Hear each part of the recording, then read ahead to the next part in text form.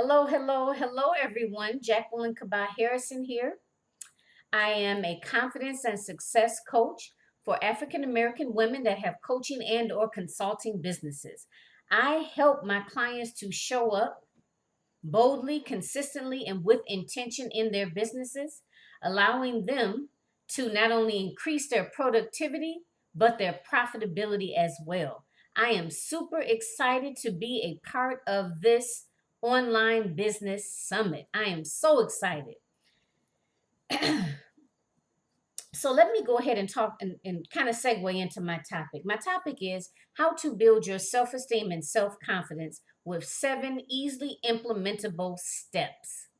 Okay. And this is specifically geared towards business owners, geared towards entrepreneurs. Okay. Because we all need to have a healthy self esteem as well as self confidence in order to be successful in our businesses, right? In our consulting or our coaching business, whatever type of business we have. So first I want to talk a little bit about explaining the differences between self-esteem and self-confidence. So self-esteem, I look at that as your overall view of yourself, how you feel about yourself overall. And self-confidence is how you feel about yourself and your abilities, right?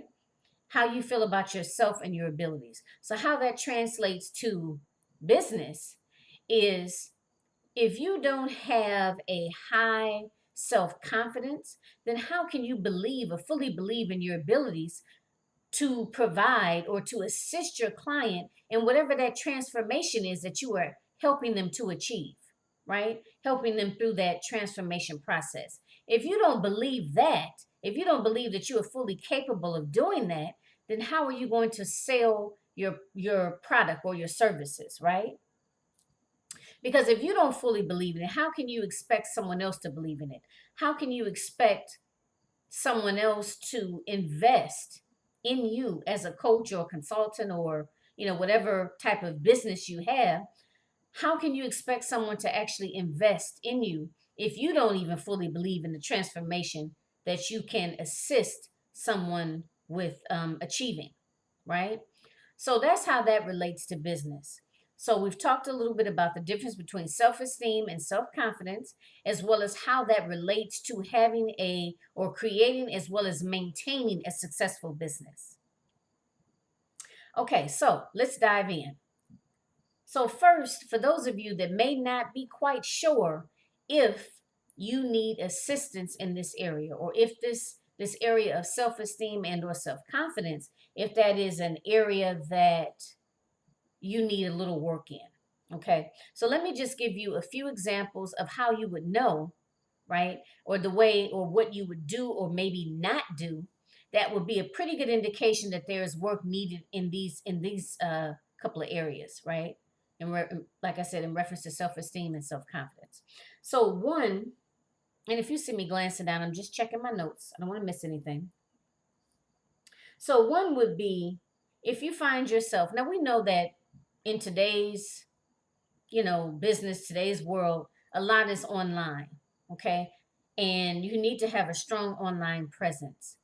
So, having said that, if you find yourself being reluctant to show up, maybe and do Facebook Lives or just to do video, period, right? If you find yourself very reluctant to do that, you don't want to be seen, you don't want to be judged, whatever, oh, I don't look good enough, I'm not picture perfect right now.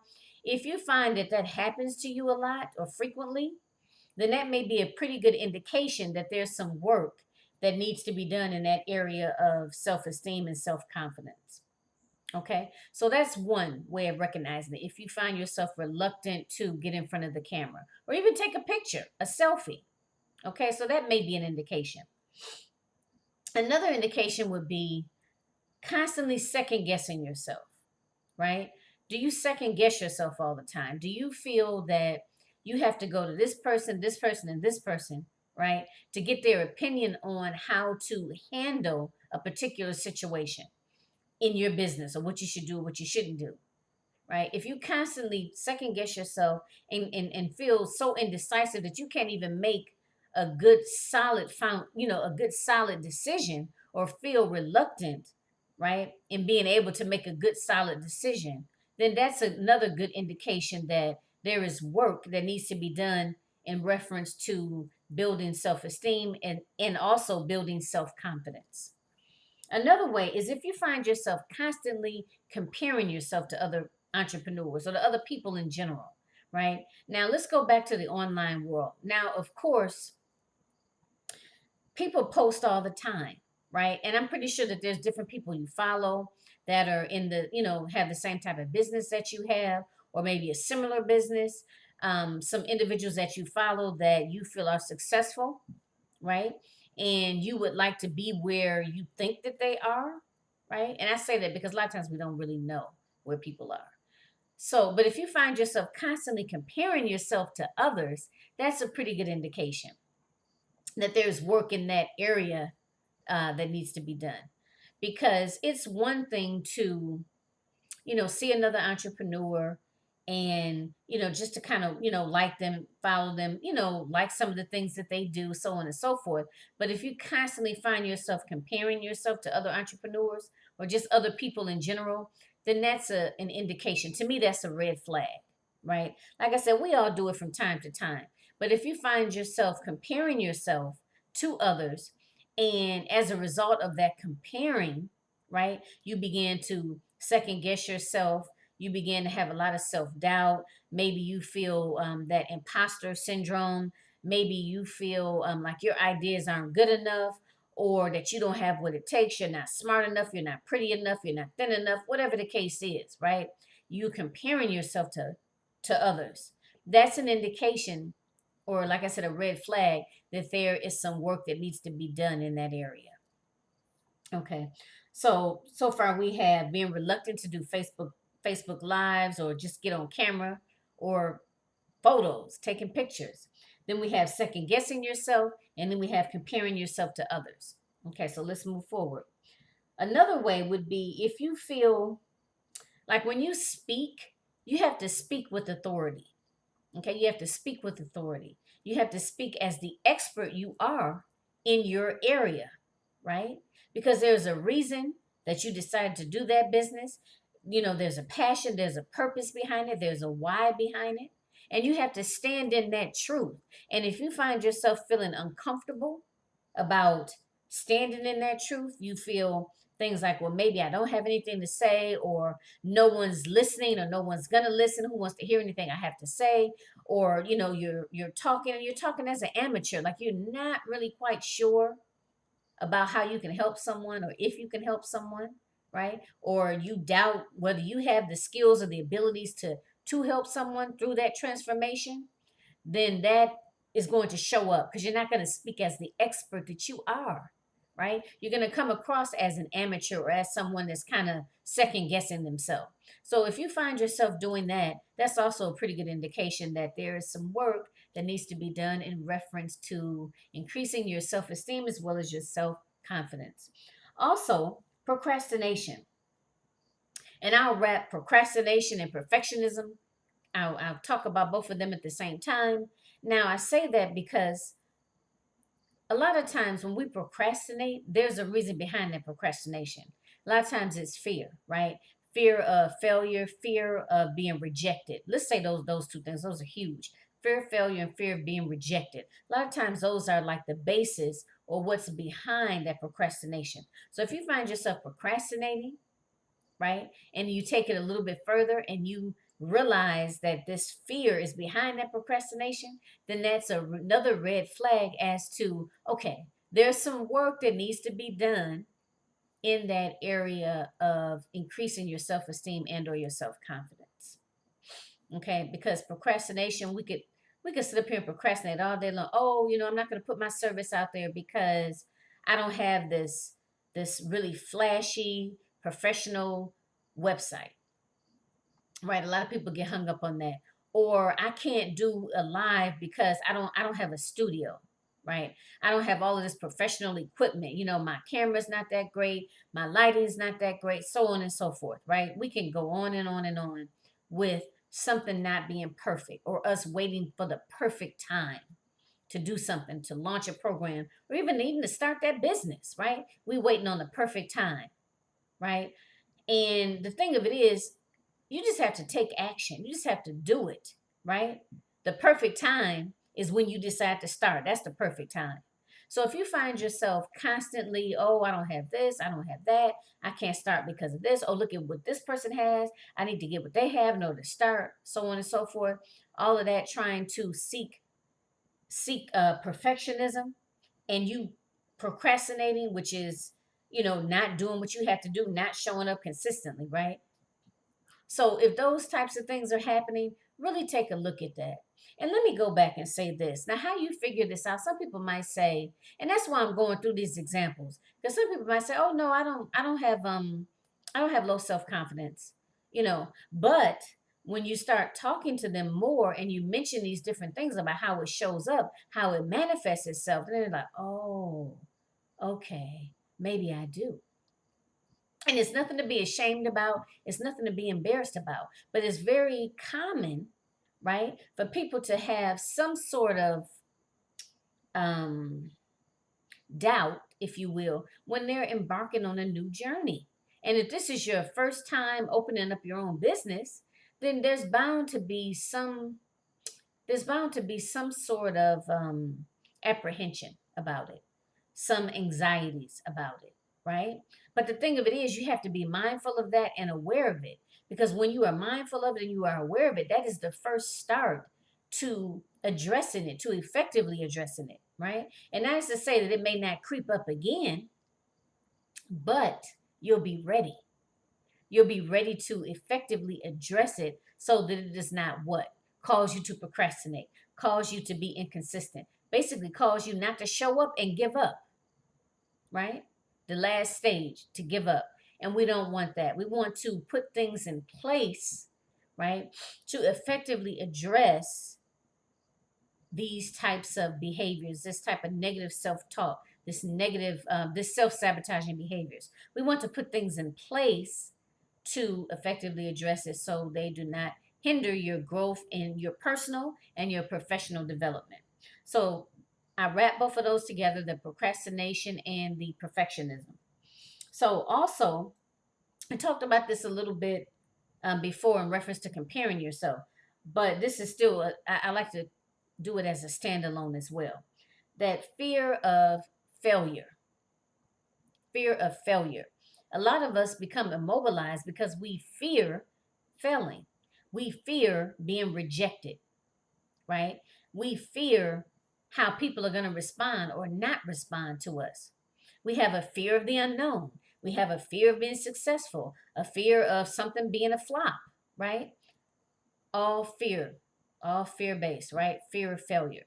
So if you find yourself experiencing that fear of something not turning out right or it not meeting your expectations, maybe you fear launching a particular course because you're scared that people aren't going to sign up, let's just say, whatever the case, that fear of failure, that is also a red flag that there's work that you could benefit from, work in the area of increasing self-esteem and definitely increasing your self-confidence. Okay, that's very, very typical because you are not alone. Anybody out there, you are not alone in the fear of failure. Okay, having that fear is very natural, it's very normal, but it's very important to be insightful enough to realize that that is there, that you are experiencing that, and how it is negatively impacting how you show up in your business, right?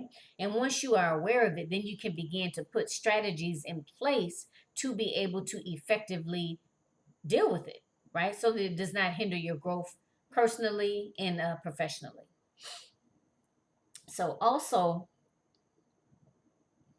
under the signs of how to recognize if you need work in the area of increasing your self esteem as well as your self confidence, is fearing the opinion of others, right?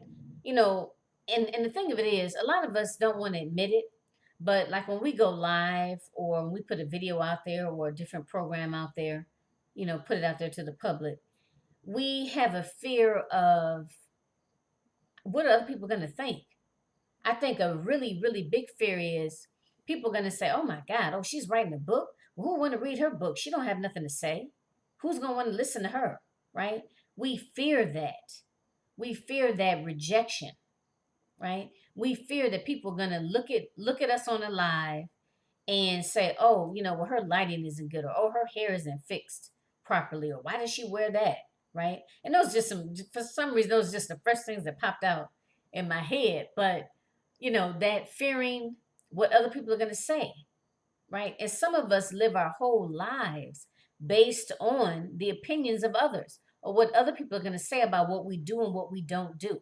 Now, if you're okay with living your life based on the opinion of others, then that's fine. But if you're not, you have to be able to effectively identify it and then begin to know or identify it and then know that there's work that needs to be done in reference to building your self-esteem and your self-confidence, because that is a big indicator when you are overly concerned about what other people think, so overly concerned to the point where you are not doing, or you're being inconsistent, right? You're not showing up because of fear of what other people are going to say, what other people are going to think. So it was one other I wanted to mention that we are going to move on.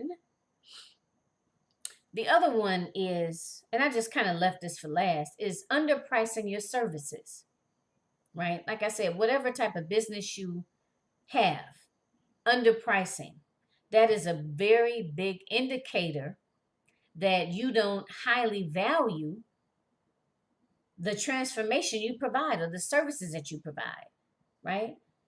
Severely underpricing your product and or services.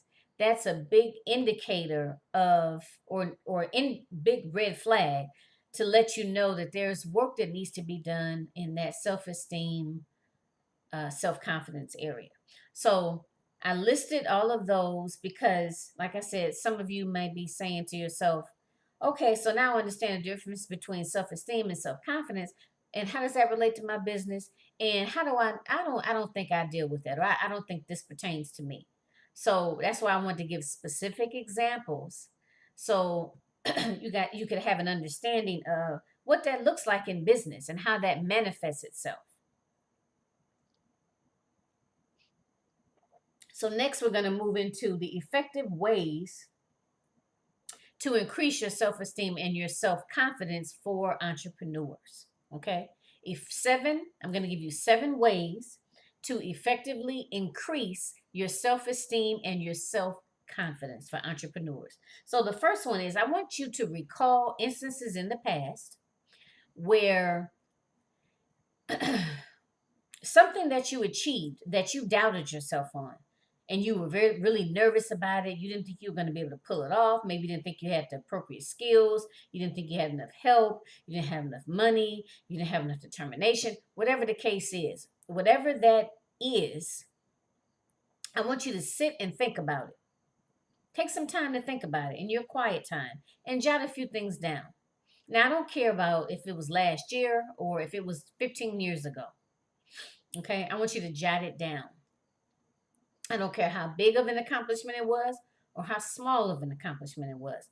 What I really want you to do is begin to look at, because I go from a strengths based perspective. We all have strengths, and I think I always like to start with, let's look at some things in the past that you have done successfully, right? That you pulled off. Things that you doubted yourself. You doubted yourself and your abilities. You basically didn't know if you could pull it off.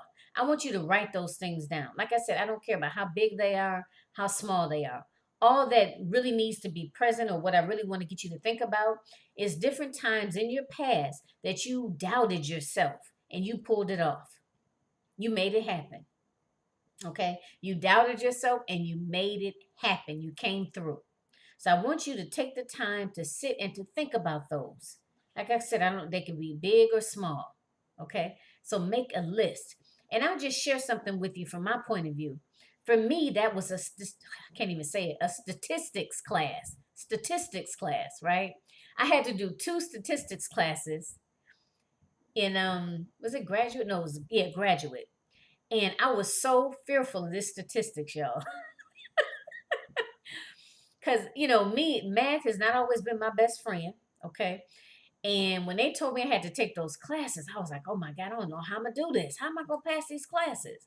So for me, that's one of mine on my list. Okay. And I not only passed them, it wasn't like I just passed. I mean, I got a pretty good grade. I think I got like a B plus. So I was really proud of myself.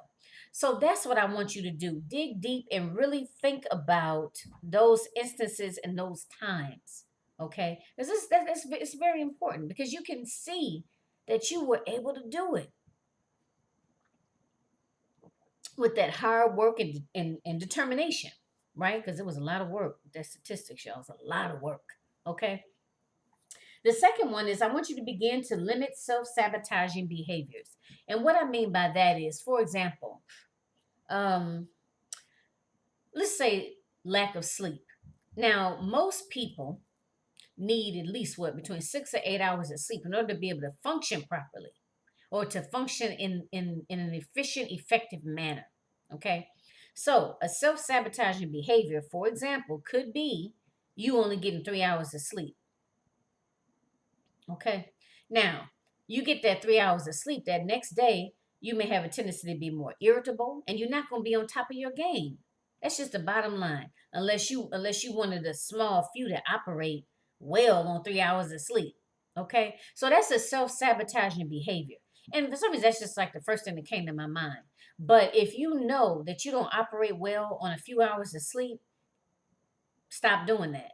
Make sure you get enough sleep. Now, you may be really running. You might have a full-time job. You may be taking care of an elderly parent. Maybe you're in school, and oftentimes that's about the amount of sleep you get. Let's just say you have a lot to do in your day. Make a habit or start off slow. Maybe one day a week or 2 days. Excuse me, maybe 2 days. Make sure you get at least 6 hours of sleep, right? And make a habit of that, and then move from that 2 days to 3 days with the 6 hours of sleep, and then maybe move to 4 days with the 6 hours of sleep, right? Because you can start small and make a pattern of it, and once it becomes a habit, it's a habit. Okay, so start small. But my point is, take a look at that. I consider that to be a self-sabotaging behavior. I'm trying to think if I can think of any other ones. Maybe if you drink a sugary drink, let's just say, maybe you drink a Mountain Dew in the morning or Pepsi, cherry Pepsi, and you know that about an hour after that or an hour and a half after that, you're gonna crash, right? And you know that. That's a self-sabotaging behavior because you've already done it 1,000,001 times, and you know what's gonna happen.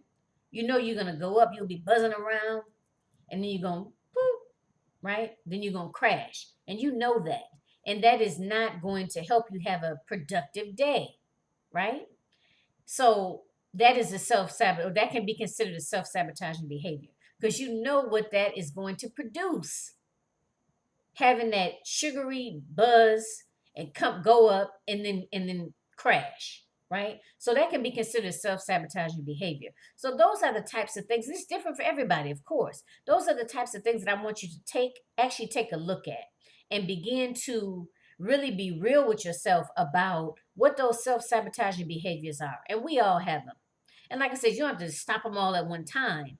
But first of all, identify them because you got to identify them first. And once you do that, then you can work towards a plan of to stop it or to lessen it, right? To lessen it, to be able to give you an opportunity to be your most productive, right? To be on top of your game as much as possible, right? And that's going to cause you to be more productive and to cause you to be more consistent, right? Which will lead to a more profitable business for you, right? A more profitable business.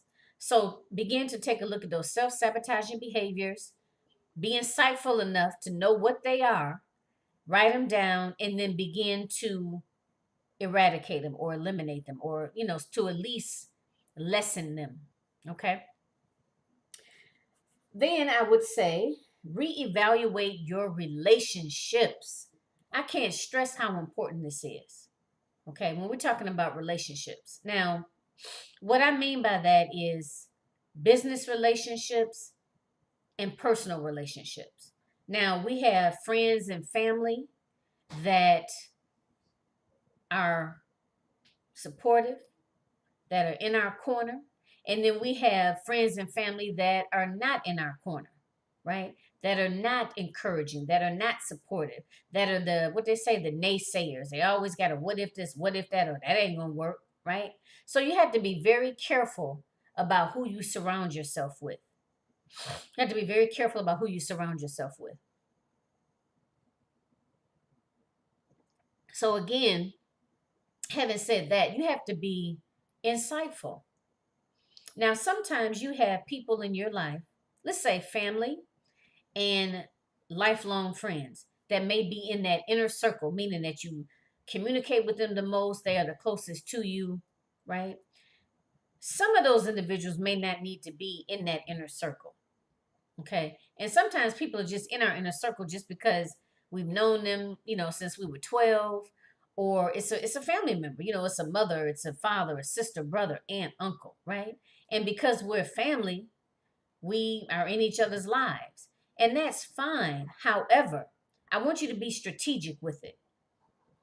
Okay? I want you to be strategic, meaning those individuals that are supportive, that are nurturing, that lift you up, that are like minded, right? That truly want to see you succeed, keep those people closest to you in your inner circle, right? And sometimes it may not be family or it may not be lifelong friends. It might be somebody we met in an online community, a supportive online community, right? And that's okay. Open yourself up to that. You may have to go other avenues and other routes in order to be able to surround yourself with other like minded people because you are the sum total of the people you surround yourself with, right? And if you want to stay motivated, you want to stay positive, you want to stay on point, then you need to surround yourself with other people that have a positive outlook on life, that are doing something positive, that feel good about themselves, right? Because really, a lot of times, if people don't feel good about themselves, people can't give you what they don't have. If they don't feel good about themselves, they don't feel positive about their lives, then how can they? I'm not saying it's impossible, but they're not as likely to be able to feel good or to cheer you on or to be able to support and encourage you. And don't get me wrong, I'm not saying that all of our support is to be external support. No, we have to support and encourage ourselves for ourselves. Yes, definitely, first and foremost.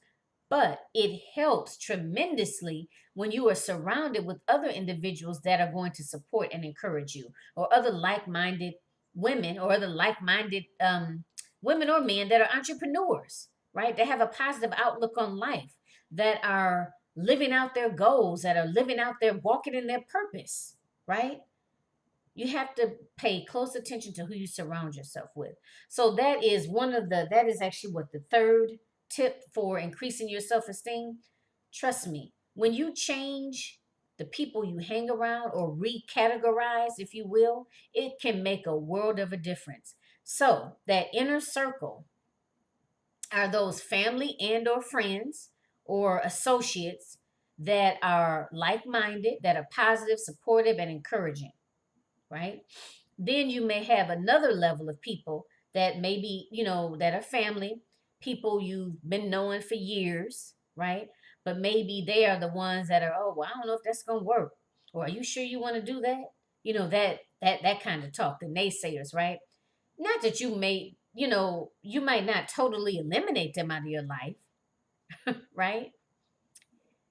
However, they'll have to be moved to another category. Right? So maybe if you were talking to them every day, maybe now you talk to them once a week or maybe twice a month, right? Because of the fact that when you talk to them, they have so much they have so much negativity, they have so much fear, right? They have so much fear and so much negativity coming from them that you cannot afford to have that around you constantly. It's just not going to work, right? It is not for the betterment it's not for the betterment of your mental, physical, and spiritual health. And you have to be mindful of that. And you have to be insightful enough to know that, right? So reevaluate all of those relationships that you have. If you talk to someone and after that, after hanging up that phone with them, or after maybe having dinner with them, you feel heavy, you feel like you know, you just don't you don't feel good. You feel like you feel kind of drugged down, or maybe you feel that they're very condescending, that they're talking down to you, or you always have to explain yourself to them, or they always have something negative to say, right? Those are the individuals, like I said, that they may have to be moved to a different category, right? You may not necessarily eliminate the relationship altogether, but they should not be in your inner circle, right? Where you talk to them every day or every other day. They need to be moved to a different circle. So like I always say, like three circles. You know, the immediate circle, those that are very supportive, those that are like-minded. Then the next circle is those individuals that, they love you and they want the best for you, although although they are maybe stuck in a certain mindset. Maybe they're very fear based. Like I said, they love you, they want to support you, they want the best for you, but they can't give you what they don't have. If they're fearful on the inside and that's how they operate through fear, then 9 times out of 10, that's how they're going to relate to you. And it's not that they are meaning to be harmful, they just don't know any better or can't do any better, right? So maybe they should go in your second, not the first one, but the second one. Now, the third one is those individuals that family members, right, that you don't choose, but they are so negative and may even speak ill of you or may not want the best for you, but you're not just going to totally disown them, right? They can go in that third circle. But those are the types of people you're talking to maybe once a month or a couple times a month. Hey, how you doing? I just want to make sure everything's okay. All right. Talk to you again another few weeks. You know what I mean? Those are those individuals. So it's just something to consider. But you have to really focus on, you have to protect yourself mentally, physically, and spiritually in order to, and that's basically self-love, that's self-care, that's self-preservation, right? So that is the third one, to begin to reevaluate your relationships. Are they positive or are they negative? Are they maybe somewhere in the middle? And see where they need to be placed. Okay. Like I said, they're going to be in that very inner circle, that second circle, or the third circle. And try not to feel, and don't feel guilty about it either. Because like I said, it's self-preservation. Okay. The fourth one is to always celebrate your wins along the way. Always celebrate your accomplishments. Now, this is extremely important because a lot of times, and I know if you're anything like me, a lot of times, I don't even celebrate a particular goal that I've achieved because I'm so busy on to the next goal. Okay, so I finished that. Okay, so what's the next thing I have to do? I finished that. What's the next thing I got to do? On to the next, right? I never really would stop and take the time out to say, hey, give myself a pat on the back. Like, wow, Jackie, this is what you set out to do and you accomplished it. You achieved it. Give yourself a pat on the back. I never used to do that. But that is so important to do. It's so important to do. And I always say this, to acknowledge every little step, not acknowledge all of these bits of progress along the way, right? I don't care how small it is, acknowledge it. Let's say, for example, let's say you're putting together an online summit, right? First step is, let's say you need to figure out, well, what's the summit going to be about? Okay, what's the title of the summit? Like the logistics of it. How many people do I want involved? Who the target audience is going to be. So let's say you want to do this summit and you sit down and you make a decision. Okay, I want the summit. This is the name of the summit and this is the purpose of the summit. Celebrate it. No, it's not all put together. There's still a lot of work that needs to be done, right? To get it, a lot of moving pieces. However, you have started it. You now have a name and you know who your target audience is. Celebrate that. Celebrate it. Next step. Let's say you know who your target audience is. You have a title for the summit. And the next step is to get all your speakers lined up. Now you have your 20 speakers, right? Celebrate that. Again, there's still a lot more to do and a lot more that has to be done. However, you have made progress. You have come up with a name for it. You know who your target audience is, and you now have all of your speakers lined up, right? And so on and so forth. So I'm just saying that makes a huge, huge difference in your motivation and being able to keep your motivation up. When you keep your motivation up, or when you celebrate each step along the way, it helps you to keep your motivation up. And when you're motivated, you're more consistent, right? And when you're more consistent, so you're consistent and you're motivated. You're motivated and your motivation makes you consistent. That increases your self-esteem and your self-confidence, right? So it kind of all works together. It all works together. So if you were anything like me, eliminate that whole idea of not celebrating not celebrating yourself.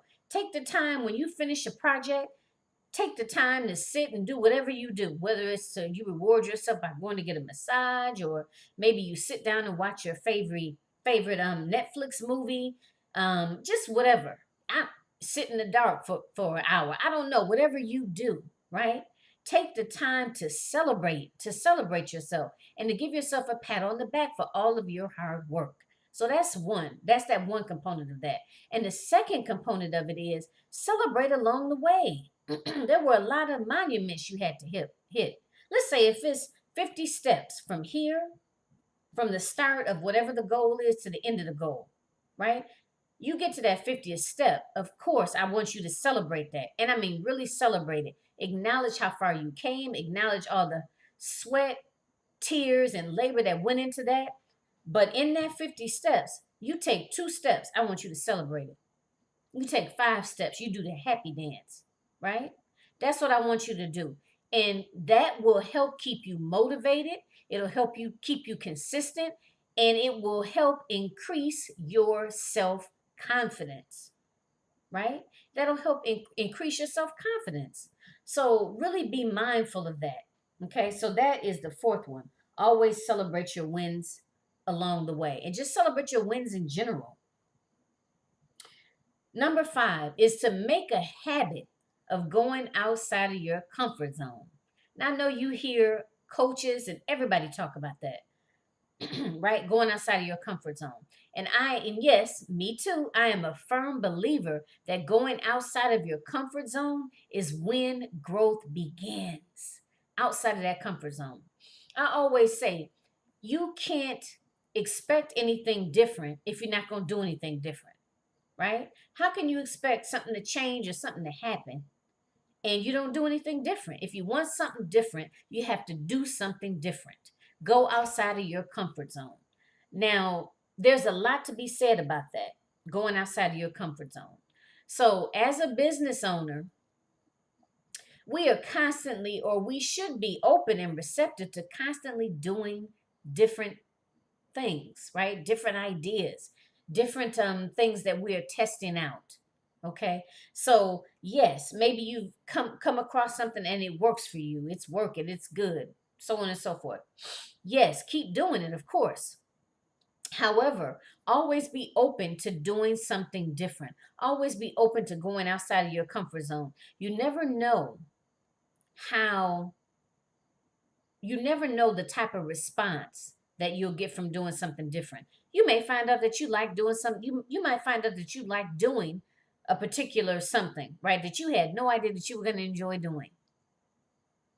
You are also learning and growing from your experience, right? You may possibly learn that, "Oh, I don't really think I care for that. I know I'm not going to do that again. Or I'm not going to do something, in that way." Let's just say that particular route that you chose. But always get comfortable going outside of your comfort zone. Even if you have to plan to go outside of your comfort zone. Because sometimes I'll just sit and I'll come up with something like, okay, well, what haven't I tried? Okay, let me try this. This is something different. Or maybe a different version of something, right? Um, so always keep that in mind. And when you go outside of your comfort zone, like I said, that's when growth happens, right? You grow personally, you grow professionally, and you have an idea of what works and what doesn't work. so you can tweak it and modify it for next time. If you try it again, right? You can tweak it and modify it. At the least, you're going to learn and grow. So, again, how that impacts self confidence is because when you go outside of your comfort zone, you are building trust in yourself and your abilities. Let me say that again. When you go outside of your comfort zone, that allows you to build trust in yourself and your abilities to accomplish whatever you want to accomplish, right? To accomplish whatever you want to accomplish, no matter how big or how small, right? So go outside of your comfort zone as often as you can. That will help you to increase your self esteem as well as your self confidence. Number six, do an activity that you enjoy regularly. Okay. So do an activity that you enjoy regularly. Now, what I mean by that, I think it's pretty self-explanatory, but I'm gonna go a little bit more into detail. If you enjoy painting, if that's therapeutic for you, that relaxes you, do it as often as you can. Just like you plan anything in your schedule, put that in your schedule, right? And it may not be every week. Maybe you can't get to it every week, but maybe every other week. Maybe every other week you may plan to do some painting, right? If that rejuvenates you, if that relaxes you to paint, then do it. Make sure that you do it. You owe it to yourself to do it, right? Whatever brings you joy. If you get lost in a particular activity, make sure you do it as often as you can. And don't just leave it to chance. Oh, well, maybe I get a chance to do that. Oh, maybe I get a chance to do that. No, because a lot of times it won't happen. Or if it does happen, excuse me, it's few far in between. So always make sure you do something you enjoy. If you enjoy baking, make sure you do that. If you enjoy gardening, make sure you do that. If you enjoy painting, knitting, coloring, for me it's dancing and roller skating, make sure you do it. You know, that brings you joy, right? And when you do something that you enjoy, right? That also builds your self esteem and your self confidence. When you do something that you enjoy, because you are replenishing yourself, right? You are pouring back into yourself, and you have to pour back into yourself.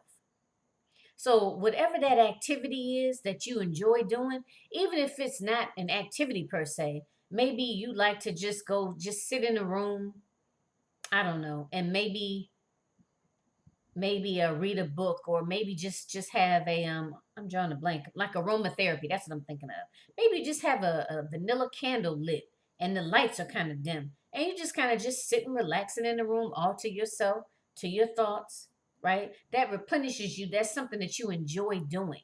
Make sure that you do that as often as you can. Make it an a point to put that in your schedule. Make it an a point to put that in your schedule as often as you can. Lastly, but definitely not least, is practice self care regularly. Practice self care regularly. Okay? Self care is not an option, it is mandatory. So, again, kind of piggybacking on the last one, you have to pour into yourself. Otherwise, you're not going to be any good for anybody else, much less yourself. Your personal life will suffer as well as your professional life, as well as your business will suffer. So you have to pour into yourself. Self care is not an option. Self care needs to be planned. When I say planned, it needs to be a regular occurrence, just like you go and get your hair done, just like you take a bath, right? Just like you drive your car, right? It has to be a part of your regular routine. Self care is not optional, it has to be a part of your regular routine, okay? And I know a lot of times we just push that on the back burner. Our needs, we push it on the back burner. Well, I'll get to it. Oh, when I get time. Oh, yeah, I really did want to do that, but I just didn't have time to do it. Not going to work, because what's going to happen is you're not going to be effective. Because if you are not replenishing, you're going to end up getting run down. You're going to end up getting run down. You're not going to be any good for yourself, and definitely not any good for anybody else, right? Your businesses suffer, like I said, and your personal relationships will suffer, right? You'll be irritable, you'll be moody, you'll be grouchy, you won't be motivated, right? So you have to pour into yourself. Self-care needs to be a regular practice. Now, remember, good self-care equals self-love, right? And when you have a higher self-esteem and self-confidence, right? You are going to know that you are worth it, right? You are worth that self love, that self care. And you will not keep pushing it off to the side or keep, oh, I'll get it next time. Oh, I'll do it later. Or maybe if I have time. No, it's not an option, right? You have to care for yourself. And it goes hand in hand. Individuals that have a high self-esteem and a high self-confidence love themselves so much that they know that they are worthy of it, right? And that they are deserving of good self-care. And self-care comes in a lot of forms and fashions. It could be getting enough sleep. It could be eating healthier foods. Self-care could be working out regularly, right? Those things do your body good, and they have a positive impact on your attitude, right? Which impacts your personal and your professional life. So that's practicing good self-care. Self-care could be doing an activity that you enjoy doing. If you like knitting, if you like gardening, if you like those adult coloring books, like I like dancing, that's our self-care, right? That is non-negotiable. It's not something that we do just, off the cuff, or maybe I'll get around to it. No, it has to be a part of your regular routine. And when you have a good self-confidence and a good self-esteem, you realize that you have to put yourself first. Like how they say you got to pay yourself first. You got to pay yourself first, that your self-care comes first. Because without good self-care, you're not going to be any good for yourself, and you're not going to be any good for others, right? Like I said, your business as well as your personal relationships will suffer if you do not have practice good self-care. And it may not catch up with you initially, but eventually it's going to catch up with you. So, but just equate that when we talk about self-love, self-esteem, self-confidence, they all go together, because you cannot have a good self-confidence and good self-esteem if you don't believe that you are worthy, right, and deserving of good self-care of yourself, of caring for yourself, right? It's like they go together. Because if you're not practicing good self-care, then basically what they're saying is that you're not worth it. That's really what they're saying. You're not worth it because you are not taking the time to make sure that you are doing that, or that it's happening regularly. So just keep that in mind. So those are the 7 tips that I am giving for entrepreneurs to help you increase your self-esteem and your self-confidence. So the tips were: number 1, recall an instance in the past where you were extremely extremely proud of yourself for completing a particular project and or task, right? That's the first one. The second one is to begin limiting self-sabotaging behaviors. Be good to yourself. Take good care of yourself. The third one is to begin to reevaluate relationships in your life.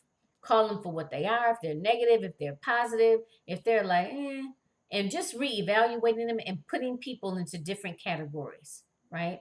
To preserve your mental, physical, and your spiritual health. Number 4 is always celebrate your wins along the way. Always celebrate it. I don't care how big or how small. Number 5 is making it a habit of going outside of your comfort zone, right? Making that a habit, because growth begins outside of your comfort zone.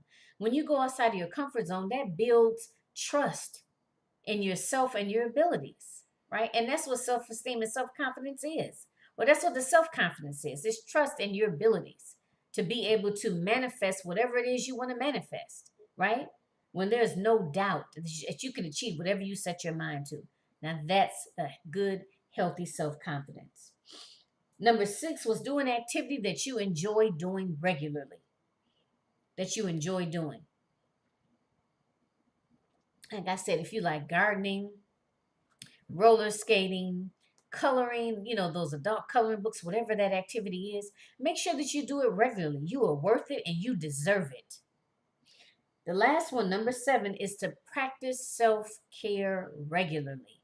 Make that part of your weekly routine. Self care. Self care is self preservation, is taking care of you, is putting you first. And you have to do that. If you don't put yourself first, right, then you're not going to be around for you, much less for anybody else. You can't give what you don't have. And if you don't constantly replenish, you're not going to have it to give for yourself or for others. So, those are the 7 tips to effectively increase your self esteem and your self confidence for entrepreneurs. And I also like to mention that I have another offer. It is called How to Eliminate Self Doubt. Okay. How to Eliminate Self Doubt is actually, it's a 3-video series where I talk specifically about how to identify and eliminate self doubt, right? So we go through how to identify it and how to create effective strategies in order to address and effectively deal with or cope with self doubt, right? Because the thing of it is, a lot of everything is an ongoing process, right? Everything is ongoing.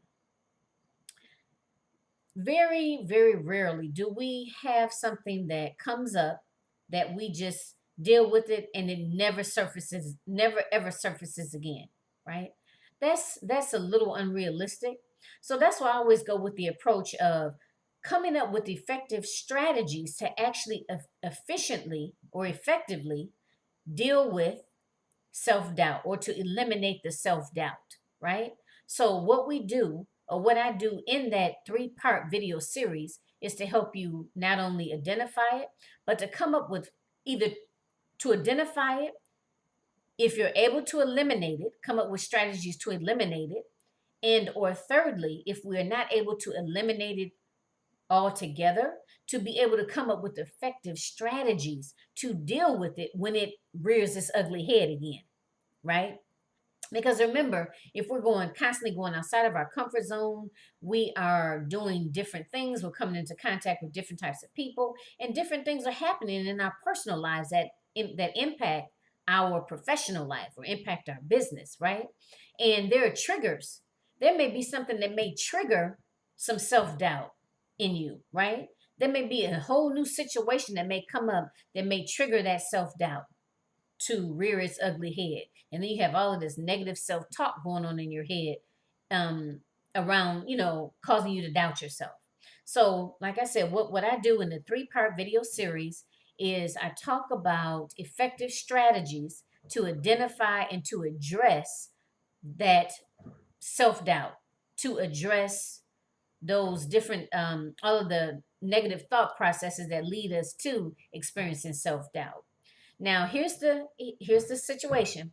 You have to upgrade in order to have access to my 3-part video series titled Eliminating Self-Doubt. You have to upgrade your registration in order to have access to that. So again, it's really for individuals who, that are business owners, and you definitely want to take your business to the next level.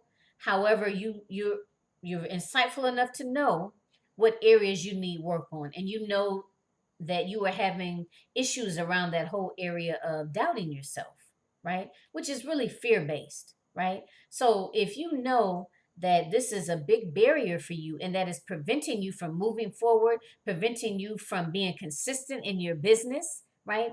Preventing you from basically taking your business to the next level. And you want to learn how to efficiently cope with, deal with, address, eliminate that self-doubt, then this is an excellent opportunity for you to get your hands on my 3-part video series titled Eliminating Self-Doubt. So again, you have to upgrade. You have to upgrade your registration in order to have access to that. So again, if you're an entrepreneur and you're insightful enough to know that this is an area that you need assistance with to be able to effectively address the self-doubt that creeps up from time to time, that is, preventing you from taking your business to the next level, then this is a good opportunity to be able to obtain that. Okay. So upgrade your registration and you'll have access to my 3-part video series titled Eliminating Self Doubt. Again, thank you so much. I'm so excited to participate in this summit and to give this information to you all. Again, my name is Jacqueline Kaba-Harrison. I am a confidence and success coach. I work specifically with African American women that have coaching and or consulting businesses. I help them to show up boldly, consistently, and with intention in their coaching and consulting businesses, allowing them to not only increase their productivity, but to increase their profitability. More specifically, we work on effective strategies for them to utilize to combat and or effectively address all of that negative self-talk that goes on in your heads from time to time, as well as all of those self-sabotaging behaviors, right? That basically stand in our way from being a better version of ourselves, stand in our way for us actually achieving the life that we truly desire as well as deserve. Okay, thanks all. Bye.